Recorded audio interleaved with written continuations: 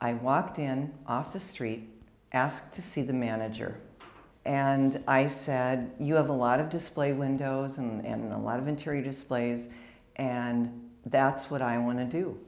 And I don't have experience, but I want to do it. And if I'm not any good, you don't even have to fire me. Yeah. I will just quit. Yeah. And I got the job. Good for you. I was working on a ladder 8 hours a day, every day, and I was flying the clothes, you know, with the fish line and all of that, monofilament.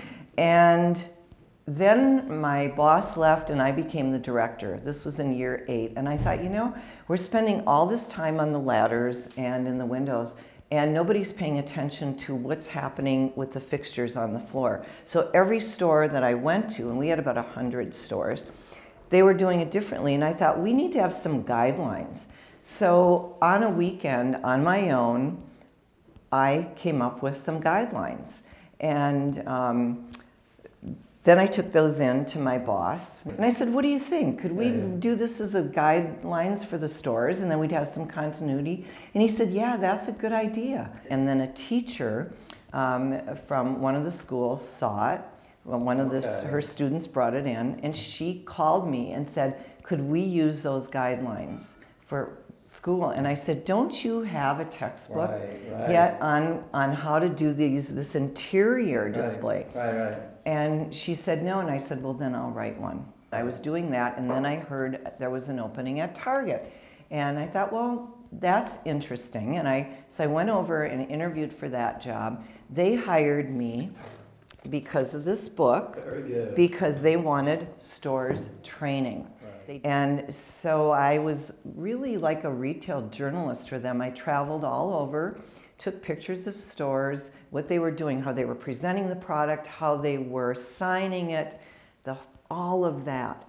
And then I would speak to about 3,000 people at Target every year and tell them what I found out there, so that they'd know where the bar was set, so that they knew they had to go beyond what we were seeing out there. It was inspiration. It was really the job that I did there. Let's talk about relationships, window weighers, with your relationship. Oh, yeah. Well, I am so grateful for Windows Wear because, first of all, the cover on the book, which thank you to Raul, I shot this, and this is Kleinfeld's in New York, a bridal store. But I mean, look at that. Yeah. I love the title. It's a great title. Thank you. And so what was new about the 5th edition, and I'll show you because this is so exciting.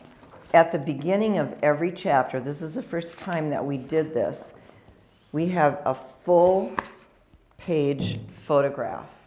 So this is Bergdorf. And then the photograph is repeated again at the end of the chapter.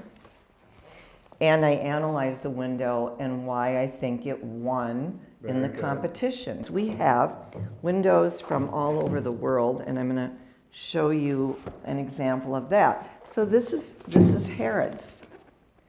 Now, how would I have pictures? I wouldn't have those. Right. So without Windows Wear, I wouldn't have this great tool to this degree for the students.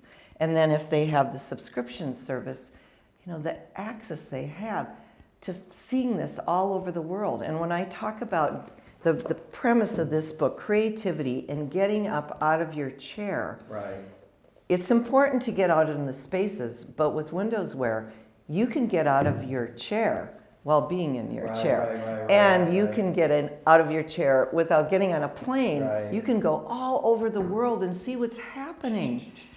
And having that inspiration from today, when you're going to do your window or your display, whatever it is in the store, how magical that you can get that from all over the world, put that in, give it a twist, and do something so exciting and new. So thank you, Windows Wear.